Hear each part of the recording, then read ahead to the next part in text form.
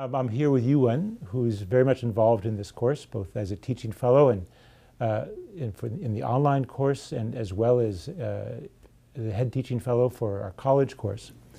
She's a student of modern Chinese history, and we've actually asked her here to talk about the classics, the 5 classics. And you'll see why in a minute when I ask her, well, why don't you tell our audience, what is it that you study? What is your research on? My dissertation research is about the so-called Guoxue, Chinese national learning movement in 20th century China.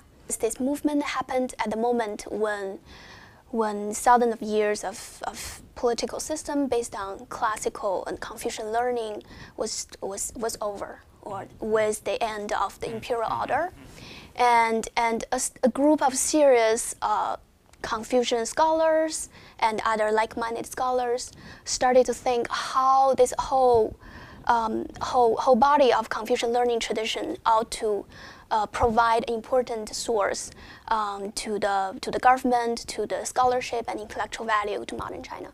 And so the classics remain part of that exactly, from their perspective. Exactly. Okay. From their perspective, Okay. the classics are living traditions. Let's start to look at the classics, but first, I think for many people who are watching this, they're not going to really have the knowledge of how a Chinese book works. Now, books appear later in Chinese history, but why don't you begin by explaining how they should look at a Chinese book?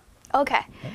So for instance, there is a page of the book, and then how should we read?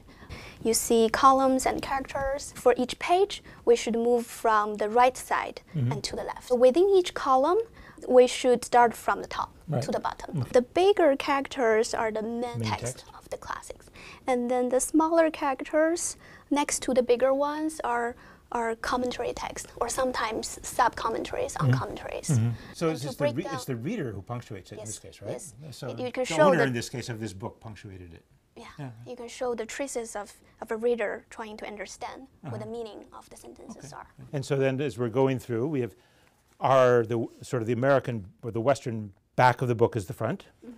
And these pages are in fact sewn together. There's actually one page. It's one page and folded. Why this arrangement? So this kind of formality has its historical origin from the use of the bamboo strips or the wooden strips very early on. For instance, this is one bamboo strip. The characters carved or written on the bamboo strip. And then let's look at this page again, and you can tell that each page has all those lines. So like a group of bamboo strips lined up and tied together. In here we have some images of the silk scroll with written text. So during Han Dynasty, paper was invented, and it allowed a much cheaper distribution of written text. And until printing was invented in, say, Song Dynasty, and then we have new technology in bookbinding, and then replace the kind of paper scroll as the kind of unit or media for knowledge. And this printing block, you can tell, you can see the lines, the columns, and the characters, what people in Song Dynasty would use. If I look through all these 5 classics, every single one of them is filled with commentary, and there's more commentary than there is classic, right? Text, yeah. Okay. And commentaries, in fact, are a very important vehicle in the Chinese tradition for expressing ideas, for offering new philosophies, by going back, in fact, to the classics and revising them or reinterpreting them in a new way. But what are the classics? We begin with the classic of songs, or Shi Jing, or classic of odes, the different ways of translating them. So it is anthology of the 305 songs, poems. By and large, they are categorized in 3 parts. Some of them are the eulogies, or some of them are the hymn. But the main body of those anthologies are actually the so-called Guofeng, airs from the feudal states of Zhou Dynasty. So scholars have been generally believing that those airs of these folk songs from the common people that collected from different feudal states are very, very important medium from which that the politics, the society, or the morality of the rule would be seen. Sort of the notion of the spontaneous songs of the people, their folk songs, shines a light on rule. Right? Yes. And the second is 尚书. So we usually translate it as the classics of the documents. The 尚书is a collection of important records of the political actions of the government of the sage kings.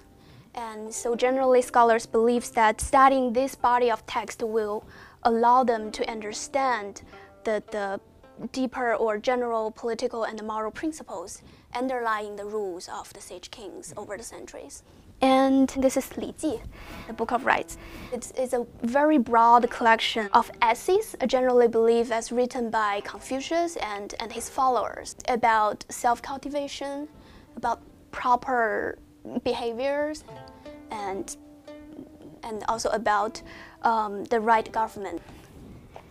And the important point I think we can make based on this book is that the essays altogether sort of tied the personal to the public. So this is the Book of Change.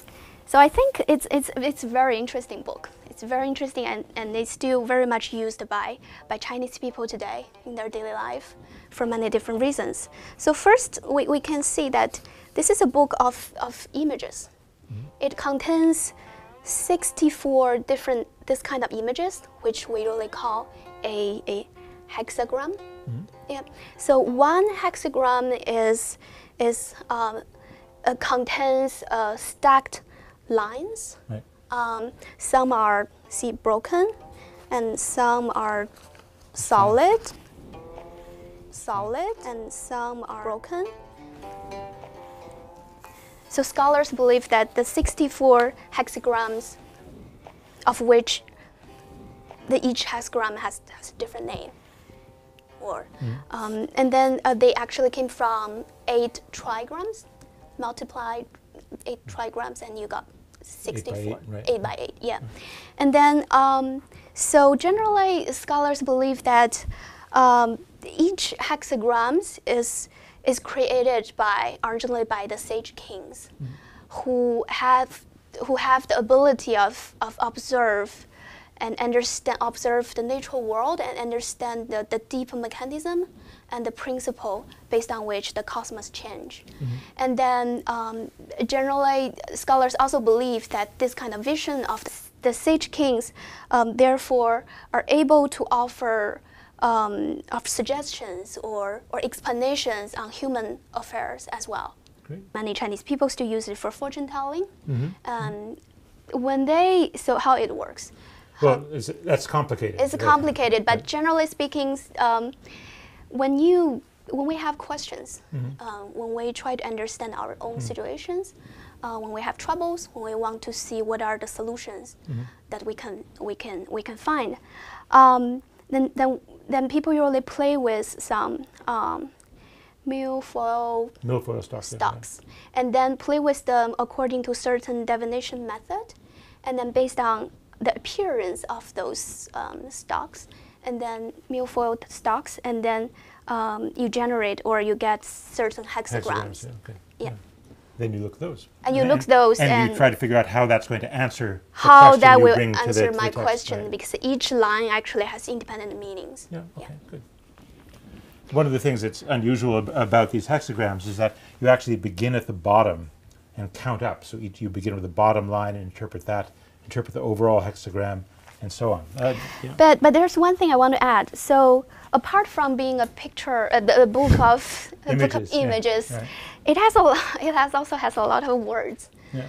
So another big part of the Book of Change, or a classic of change, is the so-called 系辞传. Is the appended verbalization, which has its own significance in the whole Chinese intellectual history, because it explained or it philosophized how those hexagrams were created by the sage kings, and why the hexagrams could offer a link between the natural world and human affairs. And then so in this sense, it offers really important vocabularies and references to Chinese scholars to understand how the natural world works and what is the role of human agency played in it. And our final one, the Spring and Autumn Annals. 春秋. Ostensibly, it is a historical record of the history of the state of Lu, but it is not generally used as simply a historical book, because people generally believe that it was written by Confucius to pass or to let people know about his judgment. His judgment of political the judgment affairs. on the political affairs. So all the scholars know that the point of studying this book isn't just about learning about historical facts, but they really want to understand what are the general political or moral principles that Confucius had. The Five Classics with Yu Wen.